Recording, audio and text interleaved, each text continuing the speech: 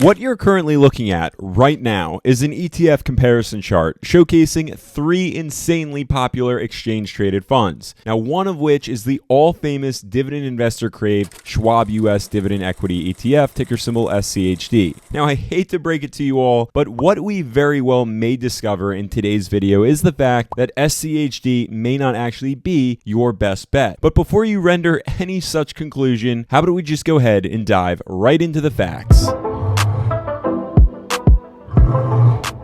So if you're a dividend investor or you're venturing down this whole dividend investing journey, chances are you've familiarized yourself with SCHD. If not by now, you definitely should. I mean, how could you not when the fund in and of itself was practically designed for anyone and everyone who classifies themselves as a dividend investor? I mean, let's go ahead and just look at the fund's profile right on Schwab's site, in which we see a broad overview of SCHD. We can read firsthand here that SCHD's primary goal is to track as closely as possible before all fees and expenses related to the fund itself the total return of the Dow Jones US Dividend 100 Index. Now, if that weren't enough to sell you on the fund, you'll likely then find yourself infatuated with the fact that the fund nets over $48.2 billion in assets, giving way for SCHD's sheer reliability amidst economic uncertainty, as well as its ability to appreciate no matter the economic conditions, all based on the 104 total holdings it has, with the top 10 holdings being the leaders within their respective industries, like Broadcom, which is the fund's largest holding, followed by Amgen, Verizon, Coca-Cola, Merck, Pepsi, AbbVie, Home Depot, Texas Instruments, and the trillion-dollar largest of all asset management firms, BlackRock. Now, just from that alone, it really seems that we cannot do any better here when it comes to dividend ETFs as a dividend investor. But now I want to go ahead and share with you that while we're all erring on the side of caution, well, this fund really then hones in on sheltering us from larger than enjoyable bouts of volatility, given its spread across safer sectors like the industrials and healthcare, making up the vast majority of the holdings within SCHD, before then dipping right into the financial space, consumer staples, and the tech sector. Now, at the end of the day, we all know why we have an interest in SCHD. I mean, who are we kidding? We are interested in SCHD because of the fund's ability to appreciate over time, and of course, along that time that we're invested into it, deliver through on passive income through the fund's quarterly dividend payout, to which we can then see that SCHD easily satisfies investor needs here as well, and we can see that it's appreciated year over year since the date of inception back in 2011, whereas a $10,000 investment a decade ago would have more than doubled to $25,671 today, with a sound dividend yield coming in at 3.79%. Oh, and not to mention, the cost here for the fund is only with an expense ratio at 0.06%, meaning you're only paying $6 per $10,000 invested. So that all sounds like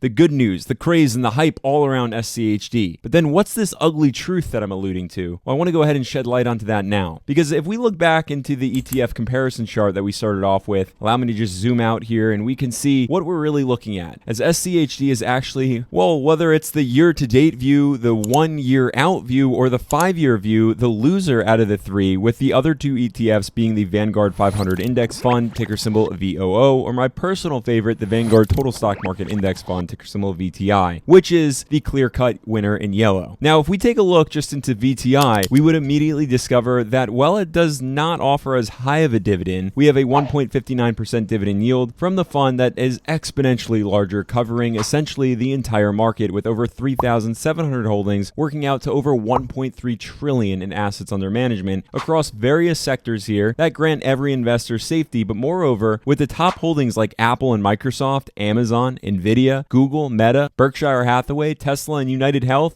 it's going to give you a ton of exposure to both value and growth opportunities, whereas some of those stocks pay dividends and others don't. But here's the deal when it comes to VTI, my personal fund of choice. If we invested $10,000 a decade ago, you'd be yielding a 10.47% average annual return, totaling me out here now to $27,073.34 today. For just $3 per $10,000 $1,000 invested given that expense ratio. But now all in here, for all you math wizards out there, that's a difference of $1,402 more than SCHD if you would have just invested into VTI. Now, going by Buffett's golden rule here of never losing money in the market, I want to go ahead and add this rule. Never leave money on the table, even if it's just $1,400, and therefore want to go ahead and share that I personally think it is going to be well worth it for every single one of us to actually think about not only just investing into SCHD, but into VTI to capture more growth, or heck, if you have a longer investment timeline, perhaps going all in on VTI instead of SCHD if you can afford it. But I'd love to know now what you think. Are you all in on SCHD, double dipping elsewhere, solely just invested into individual stocks? Let me know down in the comments below. If you found today's video to be insightful, you're gonna love this one right here. But now, before you click away, make sure you're subscribed so you never miss a single dividend stock idea.